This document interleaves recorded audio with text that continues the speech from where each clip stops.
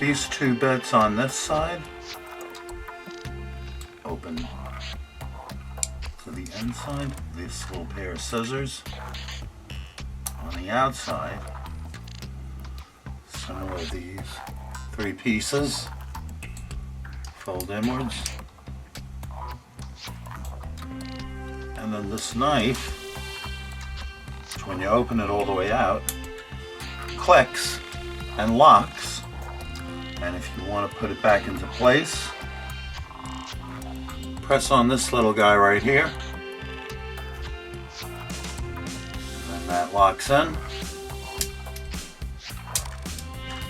And then you have the main tool, which is this little handy set of pliers with these cutters here.